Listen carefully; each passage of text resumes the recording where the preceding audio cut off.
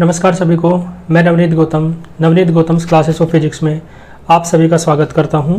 जैसा कि आप सभी जानते हैं, बीएससी फर्स्ट सेमेस्टर के लिए न्यूटोनियन मैकेनिक्स की क्लास आपकी स्टार्ट कर दी गई है। और लास्ट लेक्चर में मैंने आपको न्यूटोनियन मैकेनिक्स की जो फर्स्ट यूनिट है, जिसका नाम है system of dynamics of system of particles, कणों के निकाय के लिए गति की, ठीक है, या कणों के निकाय की गति की। तो उस यूनिट का जो पहला टॉपिक था सिलेबस में, ये टॉपिक मेंशन है, review of historical developments of mechanics up to Newton. तो न्यूटन तक के सभी वैज्ञानिकों की क्या धारणा है मोशन के बारे में, है ना, इस यूनिवर्स के बारे में, वो सब हमें पढ़नी थी। तो उसका रिव्यू हमने ले लिया था कि हमें पढ़ना क्या क्या है। तो उसमें सबसे पहला वैज्ञानिक जो हमें पढ़ने हैं वो अरस्तु हैं, अरिस्टोटल हैं, मैंने बताया था आपको। तो आज के इस लेक्चर में हम अरिस्टोटेलियन फिजिक्स को स्टार्ट करेंगे। तो आप हेडिंग लिख सकते हैं अरिस्टोटेलियन फिजिक्स।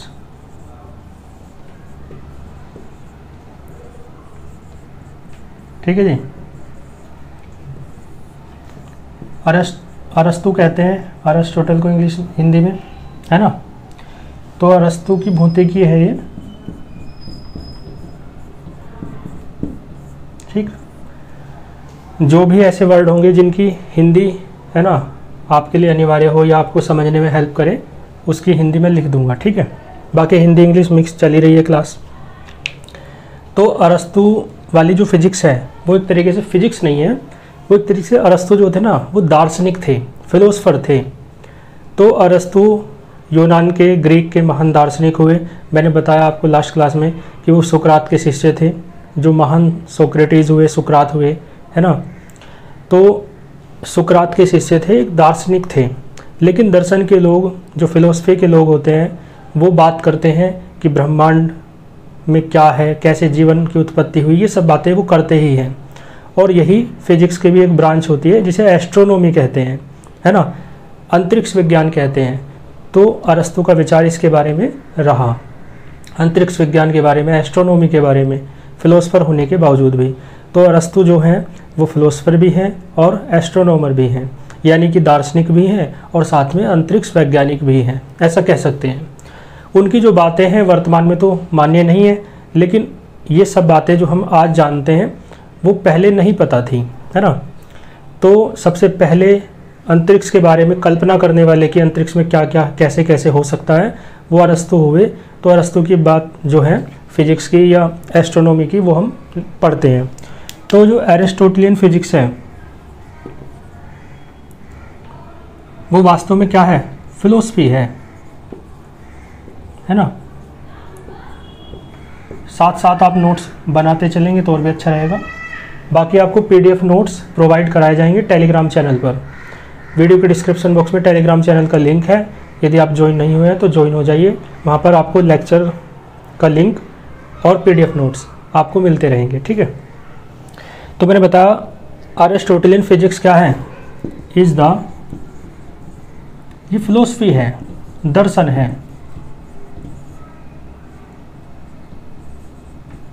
ठीक है। फिलोसफी एक सब्जेक्ट होता है ना, दर्शन शास्त्र जिसे बोलते हैं। तो Aristotelian physics is the philosophy, है ना, जो किसने डेवलप की, तो डेवलप्ड बाय ग्रीक, है ना। ये ग्रीक, यूनान के थे, ग्रीक फिलोसफर,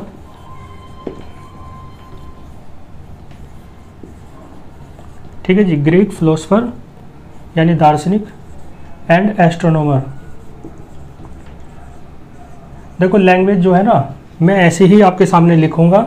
इससे क्या लाभ होगा, इससे ये लाभ होगा क्योंकि बीएससी फर्स्ट सेमेस्टर है, हिंदी मीडियम का जो स्टूडेंट बीएससी कर रहा है उसकी इंग्लिश पर बिल्कुल कोई पकड़ नहीं होती है। तो इसलिए लैंग्वेज में आपको बनानी सिखाऊंगा, आपको याद नहीं करनी लैंग्वेज, आपको बनानी है ना।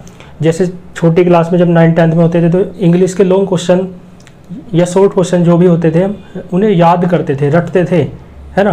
तो रटने नहीं है, याद नहीं करने, बल्कि लैंग्वेज बनानी है, कॉन्सेप्ट को समझ करके अपने शब्द खुद लिखने हैं। किसी टीचर के शब्द याद नहीं करने, किसी बुक के शब्द याद नहीं करने, अपनी लैंग्वेज खुद बनानी है, समझ गए। तो इसलिए मैं आपके सामने लैंग्वेज लिखूंगा ताकि आप लैंग्वेज को बनाना सीख जाएं, कन्वर्ट करना सीख जाएं। जो आप हिंदी में सोच रहे हैं उसे आप कन्वर्ट कर रहे हैं इंग्लिश में, ठीक है। तो अरिस्टोटेलियन फिजिक्स क्या है बताया मैंने, फिलोसफी है जो किसके द्वारा डेवलप की गई, ग्रीक फिलोसफर एंड एस्ट्रोनॉमर जिनका नाम क्या था, अरिस्टोटल, अरस्तु है ना। और ये इनका जो काल रहा वो 384 से 322 बीसी है ना। बीसी का मतलब है बिफोर क्राइस्ट, ईसा मसीह के जन्म से 384 साल पहले इनका जन्म हुआ और 322 साल पहले इनकी मृत्यु हुई, ठीक है। क्योंकि उल्टा चलता है ना, जो बिफोर क्राइस्ट जब सन चलता है तो उल्टा चलता है ना। 384 साल पहले जन्म हुआ ईसा मसीह के जन्म से पहले और 322 साल पहले इनकी मृत्यु हुई, ठीक है। तो इनका जीवन काल है, तो काफ़ी पुरानी बात है, यानी 2000 क्या चल रहा है 25, तो 2025 क्या है ये वो वाला संवत है, वो वाला सन है जो ईसा मसीह के जन्म के, जीसस क्राइस्ट के जन्म के बाद चला है। तो 2025 साल ये और 384 साल ये है ना, लगभग 2400 साल पहली बात है, किसकी, अरस्तु की है ना, जब ये पैदा हुए थे। तो ये जो बातें हैं जो अरस्तु ने बताई वो लगभग 2300-2400 साल पुरानी बातें हैं। तो अब चीज़ें बदल गई हैं, तो अरस्तु की जो फिजिक्स है, जो अरस्तु की बातें हैं, वर्तमान में भले ना मान्य हो, लेकिन उसकी महत्ता ये है कि उन्होंने कल गलत बताया तभी तो हम सही की ओर अग्रसर हो पाए।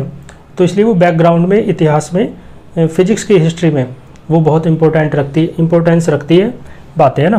तो अरिस्टोटेलियन फिजिक्स क्या है, फिलोसफी है जो डेवलप की गई Greek philosopher and astronomer Aristotle के द्वारा। और इसमें इन्होंने बहुत सारी बातें की, मोशन के बारे में की, है ना, यूनिवर्स के बारे में बात की। तो मैं सबसे पहले जो बात कर लेता हूँ वो बात कर लेते हैं ओन यूनिवर्स, है ना, जो अंतरिक्ष के बारे में या अंतरिक्ष पर उनके क्या विचार थे, क्या उनकी सोच थी, है ना, इस बारे में अरिस्टोटेलियन फिजिक्स को पढ़ते हैं, ठीक है जी। तो हेडिंग में किसके बारे में बात करेंगे, यूनिवर्स के बारे में, है ना। तो उनके जो विचार थे यूनिवर्स के बारे में वो क्या थे, तो हिज बिलीव्स, जो उनके विचार थे, जो उनकी मान्यताएं थी या जो उनके विश्वास थे अबाउट द यूनिवर्स, है ना, अबाउट द यूनिवर्स, यूनिवर्स के बारे में, ठीक है जी। उन्होंने क्या दिया, उन्होंने हमें बताया किसके, साइंटिफिक थॉट के बारे में, है ना। तो हिज बिलीव्स, उनके जो विचार हैं अबाउट द यूनिवर्स, है ना, give us scientific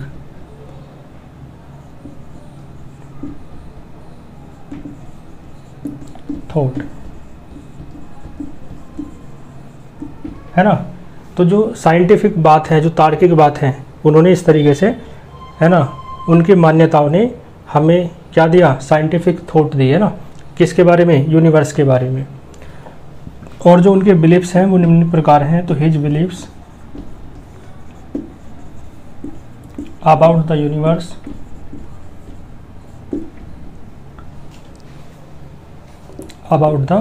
universe are as follows, ठीक है जी, निम्न प्रकार है, ठीक। तो इनकी जो सबसे पहली बात है वो मैं लिख देता हूँ, वो है जियोसेंट्रिक मॉडल, है ना, of universe, geocentric model of universe, ठीक है जी। इसे आप अर्थ सेंटर्ड भी कह सकते हो, अर्थ सेंटर्ड यूनिवर्स, समझे। इसे आप जियोसेंट्रिक मॉडल ऑफ यूनिवर्स कह दो या अर्थ सेंटर्ड यूनिवर्स कह सकते हो, ठीक है जी। तो मैं ऊपर से रफ कर देता हूँ, आप स्क्रीनशॉट ले लीजिएगा इसका।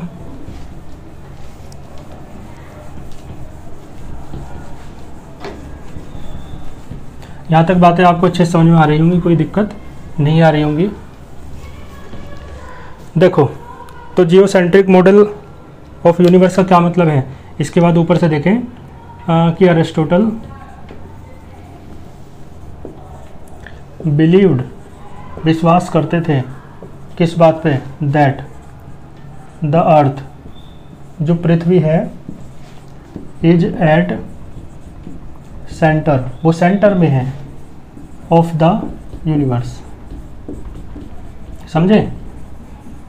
यानी आज आप जानते हैं कि सोलर सिस्टम के सेंटर में कौन है, सन है, लेकिन पहले माना जाता था कि अर्थ सेंटर में है, ठीक है ना।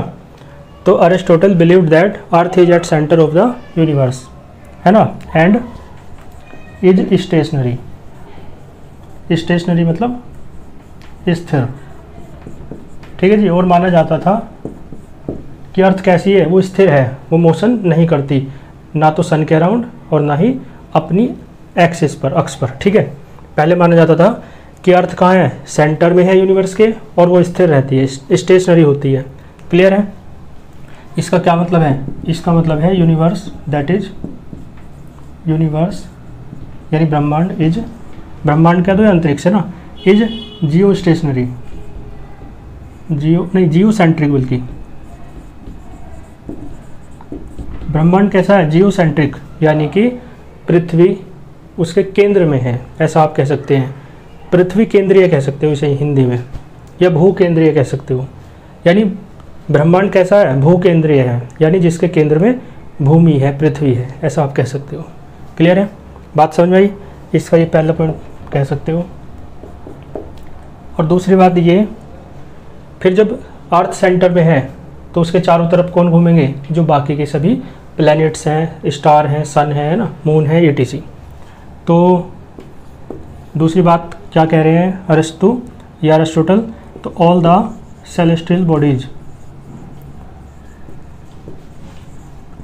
All the celestial bodies, celestial bodies जैसे कि इन्हें कहेंगे हिंदी में आकाशीय पिंड, सेलेस्टियल का मतलब आकाशीय पिंड, जैसे कि क्या, मून है ना, सन, प्लैनेट्स, प्लैनेट्स का मतलब ग्रह, एंड स्टार्स, ये सब है ना। मूव, मोशन करते हैं, इन सर्किल, सर्किल में है ना, एक वृत्त में मोशन करते हैं, किसके अराउंड, पृथ्वी के चारों ओर, अराउंड द अर्थ। आई बात समझ में? तो सभी जो आकाशीय पिंड हैं, जैसे कि सूर्य है, चंद्रमा है, ग्रह हैं, है ना, वो सभी क्या करते हैं, और जो तारे हैं वो सभी पृथ्वी के चारों ओर एक वृत्त में गति करते हैं। हिंदी इसकी ये हो जाएगी। क्लियर है? स्क्रीनशॉट ले सकते हैं आप, ठीक है जी। तो अरिस्टोटल के जो विचार हैं यूनिवर्स पर, उसकी पहली बात क्या थी, जियोसेंट्रिक मॉडल ऑफ यूनिवर्स। अब इसकी दूसरी बात देख लेते हैं ना। दूसरी हेडिंग आप लिखें, डिवीजन ऑफ यूनिवर्स, है ना। दूसरी हेडिंग क्या है, डिवीजन ऑफ यूनिवर्स। बी था ना, देख लेना, ए लिखा या बी लिखा, क्या लिखा, वो ए था यदि तो ये बी है, तो ये क्या है, डिवीजन ऑफ यूनिवर्स। हिंदी में इसे कहेंगे ब्रह्मांड का या अंतरिक्ष का विभाजन। तो इसमें मैं बता दूं आपको, अरिस्टोटल डिवाइडेड, विभाजित किया, द यूनिवर्स, यूनिवर्स को कितने भागों में, इन 2 स्फेरिकल रीजन, रीजन मतलब क्षेत्र, 2 गोलीय क्षेत्रों में भागों में बांटा, है ना, 2 गोलीय क्षेत्रों में बांटा, जिसे आप कहते हो नोन एज, पहले को इन्होंने कहा टेरेस्ट्रियल, टेरेस्ट्रियल रीजन या टेरेस्ट्रियल स्फीयर। हिंदी में इसे कहते हैं पार्थिव गोल, ठीक है जी, टेरेस्ट्रियल स्फीयर। और दूसरे को कहा सेलेस्टियल स्फीयर, हिंदी में इसे कहते हैं आकाशीय आकाशीय गोल। ठीक है, समझ गए। तो Aristotle divided the universe in two spherical region. पहले को क्या कहा, टेरेस्ट्रियल स्फेयर, और दूसरे को कहा सेलेस्टियल स्फेयर। ठीक है जी, स्क्रीनशॉट ले लीजिए। तो पहली हेडिंग डालें अब आप, जिसका नाम क्या हो जाएगा, पहली हेडिंग हो जाएगी टेरेस्ट्रियल स्फेयर। हिंदी में क्या कहते हैं, पार्थिव गोल। तो दो भागों में बांटा इन्होंने अंतरिक्ष को, यूनिवर्स को। ठीक है, टेरेस्ट्रियल या पार्थिव यानी पृथ्वी से संबंधित। पार्थिव का क्या अर्थ होता है, पृथ्वी से संबंधित। पहली हेडिंग है ये, ऐसे करके लिख लो चाहे, टेरेस्ट्रियल स्फीयर। ठीक है, मैंने बताया हिंदी में पार्थिव गोल। देखो इसकी डेफिनेशन में बताऊं एक तरीके से, ये एक रीजन है, क्षेत्र है। इन्होंने ऐसा माना कि वो चंद्रमा है, मून है, तो मून से नीचे नीचे जो भी सब कुछ है वो सब क्या है, वो सब किसके अंतर्गत आता है, टेरेस्ट्रियल स्फीयर या पार्थिव गोल के अंतर्गत आता है। इन्होंने ऐसा माना। ठीक है, तो द रीजन, कैसा रीजन, कंटेनिंग,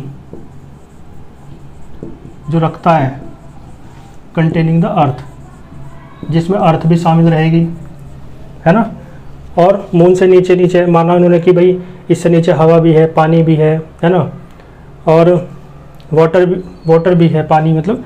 तो अर्थ एंड एवरीथिंग,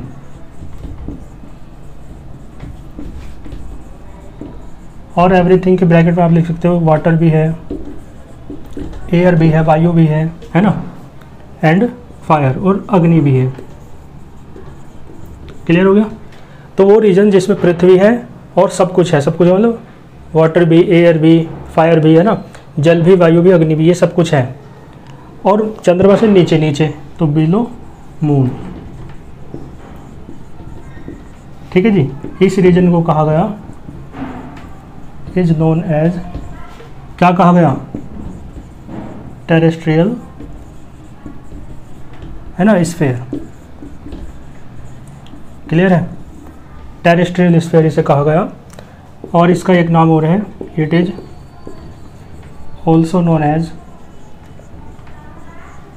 क्या कहा गया इसे, इसे सबलनरी, है ना, इसे सबलनरी रीजन भी कहा जाता है। ठीक है जी, सबलनरी रीजन भी इसे कहा जाता है। क्लियर है। तो ये जो आपका ये है टेरेस्ट्रियल रीजन, तो इसमें लिख लें टेरेस्ट्रियल रीजन या टेरेस्ट्रियल स्फीयर कहो, बल्कि टेरेस्ट्रियल स्फीयर, है ना, इज, कैसा है ये, तो मैं आपको बता दूं, ये करप्टेबल है। क्या है, करप्टेबल। करप्टेबल का मतलब, ये बात सब जानते हैं, आप भी जानते हैं, क्या है, नश्वर। ये संसार नश्वर है, यहाँ हर चीज़ जो जन्म लेती है वो मरती ही है, चाहे वस्तु हो, व्यक्ति हो, या कोई भाव हो, है ना, सब नष्ट हो जाते हैं। आज कुछ है ना, आज कुछ है, कल कुछ हो जाएगा, है ना, कभी भी चीज़ें शाश्वत यानी एक जैसी नहीं रहती। तो ये संसार कैसा है, नश्वर है। यही बात कह रहे हैं अरस्तु, है ना, कि टेरेस्ट्रियल स्फीयर में जो चीज़ें हैं सब, वो सब कैसी हैं, करप्टिबल हैं। और टेरेस्ट्रियल स्फीयर जो है इज कंपोज्ड ऑफ, ये बना हुआ है 4 एलिमेंट्स, 4 तत्वों से। 5 तत्व तो भारतीय परंपरा में भी आपने सुने होंगे कि संसार किससे बना है, 5 तत्वों से बना है, पृथ्वी, जल, वायु, अग्नि और आकाश, 5 तत्व होते हैं ना। लेकिन अरस्तु कहते थे कि 4 तत्वों से मिलकर बना है ये संसार। तो कंपोज्ड ऑफ 4 एलिमेंट्स, 4 एलिमेंट कौन कौन से, एक तो पृथ्वी जो है ना, पृथ्वी है ना, जल, अग्नि और वायु, वायु और अग्नि, अग्नि मतलब फायर, समझ गए। इन्होंने आकाश को अलग रखा। तो 4 तत्वों से संसार मिलकर बना है, ऐसा अरस्तु कहते थे। ठीक है, इसका भी स्क्रीनशॉट ले लीजिए। ठीक है जी, बात समझ में आई टेरेस्ट्रियल वर्ल्ड की, क्लियर है। और इसमें एक बात और कह सकते हो कि मनुष्य रहते हैं यहाँ, जीवधारी रहते हैं, तो एक बात और लिखना चाहें तो आप लिख सकते हैं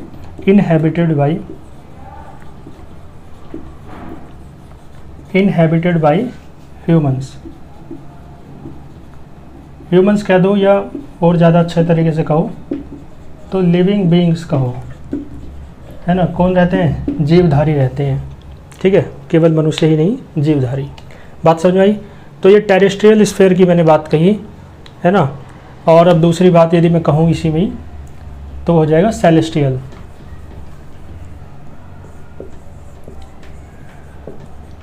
सेलेस्टियल स्फीयर, है ना। और पार्थिव नहीं कहते, उसे कहते हैं आकाशीय, आकाशीय, है ना, आकाशीय गोल, ठीक है। तो द रीजन, कौन सा रीजन? जो अर्थ और इन सब चीज़ों को रखता है, वाटर, एयर, फायर, और चंद्रमा से, मून से नीचे नीचे, वो कहलाता था पार्थिव गोल या टेरेस्ट्रियल स्फीयर। लेकिन ये है सेलेस्टियल, यानी चंद्रमा से ऊपर रहेगा। तो द रीजन, है ना, कौन सा रीजन? जो चंद्रमा से ऊपर है। तो सिर्फ क्या आ जाएगा? The region above the moon, है ना, अबव द मून। वो रीजन जो किससे ऊपर है? मून से ऊपर है, इज नोन एज सेलेस्टियल।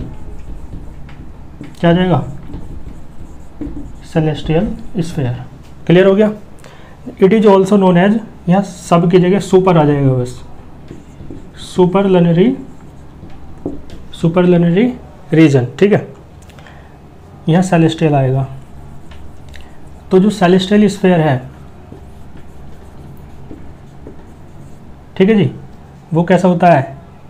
मैं आपको बता दूं, वो इनकरप्टेबल होता है, इनकरप्टेबल, यानी कि अनस्वर। यही तो माना जाता है भारतीय समाज में भी कि ये संसार तो नश्वर है और बाकी इस संसार से परे जो दूसरे लोग हैं, कोई स्वर्ग कहता है, कोई जन्नत कहता है, कोई कुछ कहता है ना, कोई परलोक कहता है, वे सब कैसे हैं? अनश्वर है, कि वहाँ पे चीज़ें नष्ट नहीं होती। यही तो माना जाता है। अरस्तु भी इसी चीज़ को मानते थे। क्लियर होगी ये बात? तो इनकरप्टेबल है, अनश्वर है, ठीक है। और वो, इसमें एक बात और लिखो, कंपोज्ड ऑफ, 4 तत्वों से तो ये संसार बना है। वो जो है ना परलोक, वो कैसे विभिन्न है? कैसे? उसमें कुछ नई चीज़ तो होगी ना। तो composed of A special element, एक बहुत विशेष प्रकार के तत्व से वो बना है ना, जिसे आप कहते हैं ईथर। क्या कहते हैं? ईथर, या उसे क्विंटेसेंस कहते हैं, क्विंटेसेंस या ईथर। भारतीय परंपरा में आप इसकी तुलना अमृत से कर सकते हो। मानते हैं ना कि स्वर्ग में तो अमृत है, तो यदि तुलना करना चाहें तो जैसे हम लोग कहते हैं, भारतीय लोग, कि अमृत का जो स्थान है परलोक के लिए, स्वर्ग के लिए, वही अरस्तु कह रहे हैं कि वो जो वर्ल्ड है ना, सेलेस्टियल स्फीयर, जो परलोक है, जो आकाशीय गोल है ना, जो इससे परे की दुनिया है, जो परलोक है, वो बना होता है एक बहुत स्पेशल तत्व, जो 5वां तत्व है ना। इसे 5th एलिमेंट भी कह सकते हो। 4 तत्वों से तो पृथ्वी बनी थी, पृथ्वी की चीज़ें बनी थी, या टेरेस्ट्रियल वर्ल्ड बना था, तो 5th एलिमेंट भी इसे आप कह सकते हो, जिसे ईथर या क्विंटेसेंस कहते हैं, ठीक है, उससे बना है। और ये क्या रखता है? जो आपका, यहाँ लगा दो इज, जो आपका सेलेस्टियल स्फीयर है, इनकरप्टेबल है, क्लियर है, और कंपोज्ड ऑफ स्पेशल एलिमेंट, किससे बना है? ईथर से या क्विंटेसेंस से, जो 5वां एलिमेंट है। और इसी की विशेष बात है ना, सेलेस्टियल स्फीयर हैव, क्या रखता है? हैव। बल्कि मैं एक बात और कहूँ, ये जो है ना आपका सेलेस्टियल स्फीयर, वो वास्तव में हेवन है, हेवन, स्वर्ग है एक तरीके से। तो जो हेवंस है ना, हेवंस है ना, तो यानी आप एक बात कह सकते हो कि ये जो सेलेस्टियल स्फीयर है वो हेवनली बॉडी से बना है, हेवनली बॉडीज़, है ना, यानी जो स्वर्ग में बातें हैं, जो स्वर्ग में चीज़ें हैं, उन तत्वों से बना है। तो क्या लिखूं? Heavenly bodies.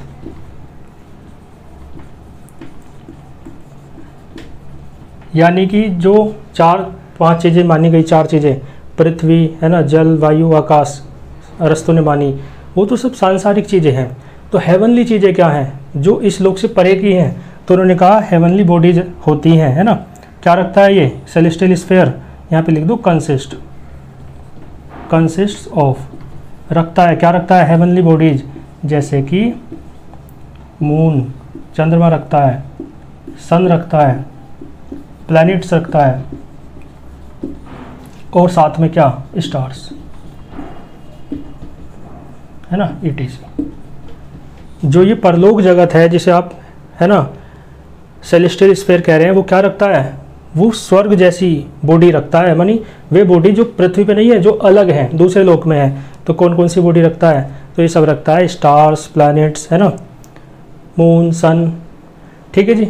और वो हेवन है, वो एक तरीके से स्वर्ग है।